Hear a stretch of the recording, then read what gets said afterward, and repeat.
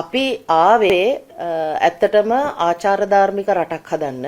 ඒ ආචාර ධාර්මික රට ඇතුලේ අපිට මූලික වගකීමක් තිබෙනවා වින්දිත දරුවන් සහ කාන්තාවන්ගේ මේ ගැටලු පිළිබඳව අනාවරණය නොකිරීමටත් ඒවා ඒ අතුරින් ඔවුන්ගේ ජීවිතවලට එතනින් එහාට දීර්ඝකාලීන බලපෑම් ඇති නොවන විදියට ඔවුන්ගේ පෞද්ගලිකත්වය හා අනන්‍යතාවය සුරැකීමේ වගකීමට අපේ අමාත්‍යාංශය යටත්. ඉතින් ඒක නිසාම අපි තවදුරටත් විශේෂයෙන්ම මාධ්‍යවේදීන් වන ඔබ සියලු දෙනාගෙනුත් අපි ඉල්ලනවා මේ තොරතුරු අනාවරණය කරන්න එපා කියන එක, සිද්ධි අනාවරණය කරන්න එපා කියන එක. ඒ වගේම විමර්ශන තොරතුරුත් අපි අනාවරණය කිරීමෙන් වැළකී සිටිනවා. ඒකේ තේරුම කිසිම වෙලාවක අපි විශ්වසනීයත්වය පිළිබඳව, නීතිය ක්‍රියාත්මක කරන ආයතන පිළිබඳව විශ්වාසය කඩකිරීම සඳහා විපක්ෂය සහ අනෙකුත් කණ්ඩායම් ගනු ලබන වෑයමට අපි ඊ타ත්ම තදින් විරුද්ධය ප්‍රකාශ කරනවා. මොකද නීතිය ක්‍රියාත්මක කරන ආයතන පිළිබඳව, නීතිය ක්‍රියාත්මක කරන නිලධාරීන් පිළිබඳව රටේ විශ්වාසය පැවතිය යුතුයි. ඒක තමයි ඇත්තටම ආචාර ධාර්මික රටක, නීතිගරුක රටක සිදුවිය යුතු දේ. මේ වෙලාවේ මෙවැනි සිදුවීම් දඩබීමා කරගෙන දේශපාලන වාසි ගන්න උත්සාහ කරනවා. අපි ඒවට අපි කිසි වෙලාවක අපි ප්‍රතිචාර දැක්වීමට බලාපොරොත්තු වෙන්නේ නැහැ. ඒ නිසා තමයි අපි ප්‍රතිචාර නොදක්වා හිටියේ. හැබැයි අපි කිසිදු ක්‍රියාමාර්ගයක් අතහැරලා හෝ මගහැරලා නැහැ. මේ සියලු ක්‍රියාමාර්ග ඉතාමත්ම හොඳින් අරගෙන තිබෙනවා. ඒවා පැහැදිලි කිරීමක් ඉතාමත්ම කෙටියෙන් අත්‍යවශ්‍ය කරුණු පමණක් මම මෙහිදී සඳහන් කරන්නම්. මේ වෙනකොට ඒ දරුවා ජාතික ළමා ආරක්ෂණ අධිකාරියේ අධීක්ෂණය යටතේ, වෛද්‍ය අධීක්ෂණය යටතේ රඳවා තිබෙනවා. ආරක්ෂාව සපයලා තිබෙනවා. එලා දරුවා ආරක්ෂිතව ඉන්නවා. ඊළඟට ඒ දරුවා විතරක් නෙමෙයි අපි මේ වන විට ඒ දරුවාගේ මවත් මෙහිම සැකකාරිනියක් හැටියට රිමාන්ඩ් කරලා තියෙන නිසා ඒ නිවසේ තව මේ දැරියට බාල නැගණියක් සහ වැඩිමල් සහෝදරයාගේ දියණියක් ඉන්නවා. ඒ දරුවන් දෙදෙනාවත් ළමා පනත යටතේ ආරක්ෂිත භාරයට පත් කිරීම සඳහා අපේ අමාත්‍යාංශයේ පැත්තෙන් උපරිම මැදිහත් වීම ටික කරලා තිබෙනවා. ඉතින් දරුවාව මෙතනට විතරක් නෙමෙයි මෙතනින් එහාටත් මේ දරුවා ගොඩනැංවීමට, මනෝ සමාජීය සංවර්ධනය දීමට, නැවත සමාජගත වීම සඳහා ඒ දරුවාට අවශ්‍ය කරන සියලු පහසුකම් අපි සපයනවා. මේකේ මේ දරුවා වෙනුවෙන් මේ දරුවත් මේ අදාළ පැමිණිල්ලේ සාක්ෂිකරුවෙක් හැටියට තමයි මේ දරුවාවත් නම් වෙන්නේ. මෙහි පැමිණිලි පාර්ශවය වෙන්නේ ඇත්තටම පොලිසිය. පොලිසිය කියන්නේත් රජය. මේ දරුවා වෙනුවෙන් රජය කිසිවක් කරේ නැහැ කියන අය වෙනුවෙන් මම මේ කියන්නේ. මේක පැමිණිල්ල රජය වෙන්නේ. මේ දරුවා වෙනුවෙන් පැමිණිල්ල මෙහෙයවන්නේ පොලිසිය. මේ වන විට අදාළ සියලුම සාක්ෂි සටහන් කර ගැනීම, දරුවාගේ කට උත්තර ලබා ගැනීම, ස්ථාන පරීක්ෂාව, රස පරීක්ෂක වාර්තා සඳහා අවශ්‍ය කරන ද්‍රව්‍ය ලබා ගැනීම, විශේෂයෙන්ම වලලා තබන ලදයි කියන රෙදි පිළි හඳුනා ගැනීම, ඒවා රස පරීක්ෂක වාර්තා සඳහා යෙදවීම ආදී සියල්ල මේ වෙනකොට සිද්ධ වෙලා තිබෙන්නේ. පොලිසිය විසින් අනාවරණය කරගත්තු සාක්ෂි අනුව ඒ වගේම තමයි සොයා ගනිමින් තිබෙන විමර්ශන ප්‍රතිඵල අනුව මේ පැමිණිල්ල මෙහෙයවෙමින් යනවා. දරුවා වෙනුවෙන් තවදුරටත් දරුවා අධිකරණයකට අනාවරණය කිරීම හෝ බාහිර පාර්ශව වෙත අනාවරණය කිරීම කිසිසේත්ම අවශ්‍ය වෙන්නේ නැහැ.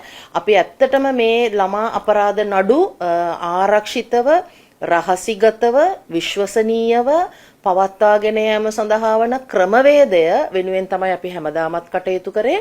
මෙවරත් මෙම අදාළ සිදුවීමේදී දරුවාගේ වීඩියෝ සාක්ෂි සටහන් කර ගැනීම පවා සිද්ධ වෙලා තිබෙනවා.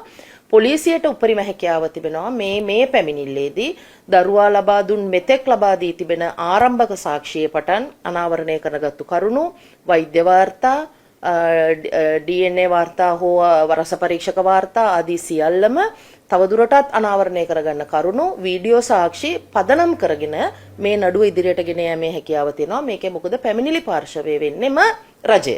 මේ දරුවා වෙනුවෙන් පැමිණිල්ල ඉදිරිපත් කරමින් ගොනු කරමින් යන්නේම රජය හැටියට පොලිසිය.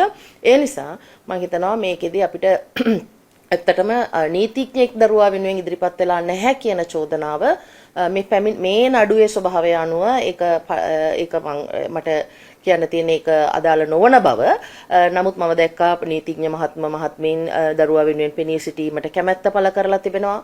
අපි ඒ වෙනුවෙන් ඉතාමත්ම කෘතවේදී වෙනවා. ඉතින් ඇත්තටම අපි මේ වෙලාවේ නීතිපතිතුමාගේ උපදෙස් පතලා තියෙනවා කියන්නේ ළමයා වෙනුවෙන් අවශ්‍ය පියවර ගැනීම සඳහා නීතිපතිතුමාගෙන් ඉල්ලීමක් කරලා තිබෙනවා. ඒ මැදිහත් වීම ලබා දෙන්න. නීතිපතිතුමාට අවශ්‍ය නම් ඒ රජයේ දරුවා වෙනුවෙන් පෙනී සිටීමට ඒ අවශ්‍ය ප්‍රතිපාදන සලසන්න නීතිපතිතුමාගේ උපදෙස් අනුව මේ දරුවා වෙනුවෙන් අවශ්‍ය ඊළඟම නීතිමය කාර්ය කරන්න පුළුවන්. ඒක ඊළඟට අපි කියන්න ඕන දේ තමයි විශේෂයෙන්ම ළමා ආරක්ෂණ අධිකාරියේ මැදිහත් වීම මත මේ මෝසමක් මගින් සාක්ෂිකරුවන් නම් කිරීමට සැකකරුවන් අත්අඩංගුවට ගැනීමටත් විශේෂයෙන්ම සැකකරුවන් අනාවරණය කරන්නයි සැකකරුවන්ව අත්අඩංගුවට ගන්නයි කටයුතු කරේ අපේ අමාත්‍යාංශයේ ළමා ආරක්ෂණ අධිකාරිය මැදිහත් වීම මෝසම මගින්. ඒතර ඒ වගේම තමයි මෙතනින් එහාටත් මේ දරුවාගේ ඉදිරි නීතිමය කටයුතු සඳහා අපි නීතිපතිතුමාගේ උපදෙස් ඉල්ලලා තියෙන්නේ උපරිම සාධාරණය දරුවාගේ ආරක්ෂාව සඳහා දරුවා බාහිර පාර්ශවයට අනාවරණය කිරීම හෝ නැවත අධිකරණය තුළ දරුවාගේ නැවතත් දරුවාට වින්දිතභාවයට පත්වෙමින් මේ සිදුවෙච්ච සිදුවීම් පුනරුච්චාරණය වීම වළක්වා ගනිමින් මේ නඩුව අරගෙන යන්න පුළුවන්. මොකද දරුවා මේ වන විටත් සියලු සාක්ෂි ලබා දීලා තියෙන නිසා. ඒක නිසා අපි වින්දිතයන් වගේම වින්දිත දැරිය වගේම සැකකරුවනුත් නීතිය හමුවට පමුණලා තිබෙනවා. මෙතනින් එහාට ඒකේ නීතියේ කාර්යයක් අපි බලාපොරොත්තු වෙලා ඉන්නවා. ඒ වගේම අපේ පසුවිපරම විශේෂ විමර්ශන සහ ඒ අදාළ කටයුතු පිළිබඳව සොයා බැලීම ඒ වගේම තමයි නියාමන කටයුතු සඳහා ළමා ආරක්ෂණ අධිකාරිය මැදිහත් වෙනවා. ඒ නියාමන කාර්යභාරය ළමා ආරක්ෂණ අධිකාරිය කරනවා. ඒක නිසා ඉතාමත් වගකීමෙන් අපි ඉල්ලනවා. අපි මේ වගකීමෙන් බැහැර වෙලා නැහැ. මේ වගකීම මැනවින් මේ දක්වා වූ සියලු ක්‍රියාමාර්ගවල කිසිදු අතපසුවීමකින් තොරව සියල්ලම සිද්ධ වෙලා තිබෙනවා. ඒක නිසා නීතිඥවරයෙක් රජයේ පැත්තෙන් අපි ළමා ආරක්ෂණ අධිකාරියෙන් දැම්මේ නැද්ද? නැත්නම් අපිට නීතිඥ සහාය ලබා දෙන්න බැරි වුණාද කියන අහන ප්‍රශ්නය ඇත්තටම මේ පැමිණිල්ලේ ස්වභාවය හා නඩුවේ ස්වභාවය අනුව ඒවන් අවශ්‍යතාවයක් නැහැ. මොකද මේකේ රජය තමයි මේකේ දරුවා වෙනුවෙන් පෙනී ඉන්නෙම. පැමිණිල්ලේ ඉන්නේ මේ පැමිණිල්ල ගුණ කරලා තියෙන පොලිසියෙන්මයි. ඇත්තටම මේ වගේ අවස්ථාවක අපි වින්දිතයන් ආරක්ෂා කිරීමේ ජාතික අධිකාරිය හරහා දරුවාට ආරක්ෂාව අපි ඉල්ලලා තිබෙනවා. ඒ වගේම තමයි අපි වින්දිත දරුවන් නැවතත් බාහිර පාර්ශවය වලට අනාවරණය කරන්නේ නැහැ වගේම අනාවරණය නොකළ යුතුයි කියන ඒ සම්ප්‍රදායන් අපි ආරක්ෂා කළ යුතුයි. ඒක නිසා මේ වෙලාවේදී තියෙන වින්දිතයන් ආරක්ෂා කිරීමේ ජාතික අධිකාරියට අපි ආරක්ෂාව ඉල්ලලා තියෙනවා. නීතිපතිතුමාගේ උපදෙස් ඉල්ලලා තියෙනවා. ඒ අනුව මේක ඉදිරියට කටයුතු කරන්න පුළුවන්කම තියෙනවා. විශේෂයෙන්ම ඒකෙදී එහෙම අපිට තියෙන හේතුව තමයි ඇයි අපි එහෙම කරන්නේ කියලා කිව්වොත් මොකද මේ වින්දිත දැරිය තවමත් දැරියක්.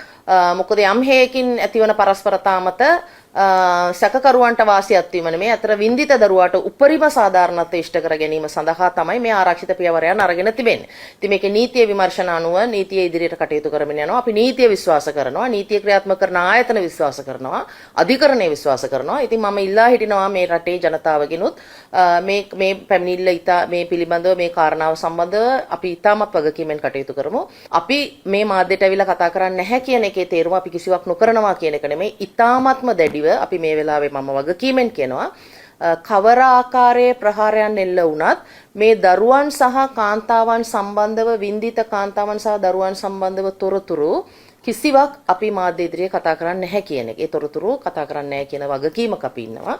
ඒක නිසා අපි අපේ පාර්ලිමේන්තුවේ ඉන්න മന്ത്രിවරුන් සියලු දෙනාම විශේෂයෙන්ම අපි පක්ෂ විපක්ෂ ભેදයකින් තොරව පාර්ලිමේන්තුවේ කාන්තාවන් හැටියට ඉන්න සියලු දෙනාම වින්දිත දරුවන් සහ කාන්තාවන් ආරක්ෂා කිරීමේ වගකීමට අපි එකඟ වෙලා තිබෙනවා.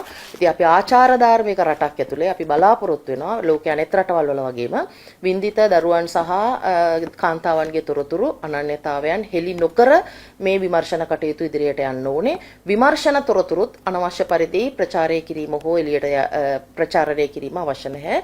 ඉතින් සමාව වෙන්න මොකද අපි ඔබ මාධ්‍ය ආයතන වලට අපි ගරු කරන තොරතුරු හෙළි කිරීමට තියෙන අයිතියට. හැබැයි අපි කිසිදු වෙලාවක මේ වින්දිත දරුවන් සහ කාන්තාවන් පිළිබඳව තොරතුරු ප්‍රසිද්ධ ජනමාධ්‍ය වලට වෙලා කතා කරන්නේ නැහැ. හැබැයි අපේ අමාත්‍යාංශය අනෙකුත් කාරණා පිළිබඳව අපි දිවාසු රැකුම ආරම්භ කිරීම පිළිබඳව වාහන පරිවාස දරුවන්ට වාහන ප්‍රබදානය කිරීම පිළිබඳව ගිණුම් ආරම්භ කිරීම පිළිබඳව අපි සංවර්ධන දර්ශක පිළිබඳව අපි කතා කරනවා.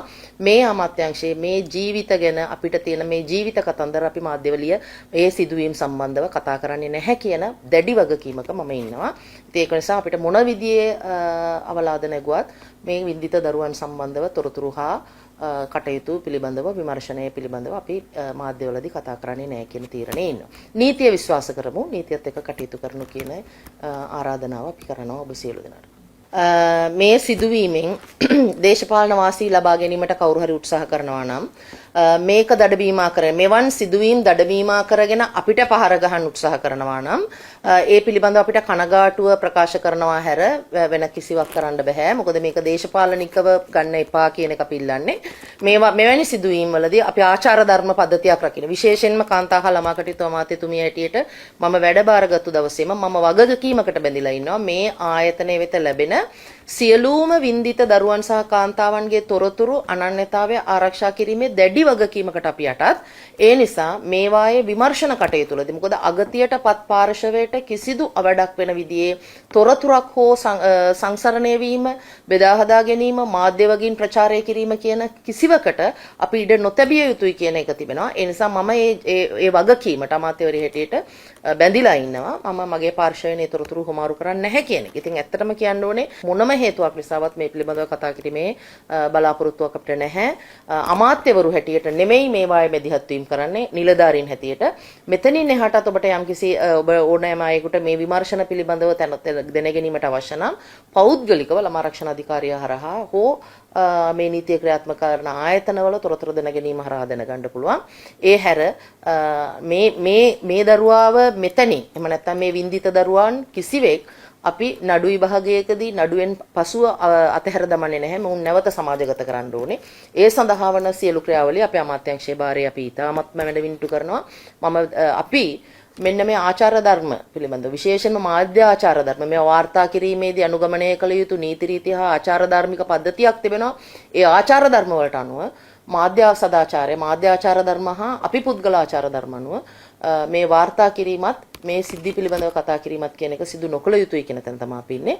විශේෂයෙන්ම මේ දැරිය වයස අවුරුදු 18ට අඩු වීම නිසා තමා විසින්ම තමා වෙනුවෙන් පෙනී ඉන්නට නීතිඥවරයෙකුට අවසර දීමටවත් පුළුවන් වයසක නෙමෙයි අය ඉන්නේ.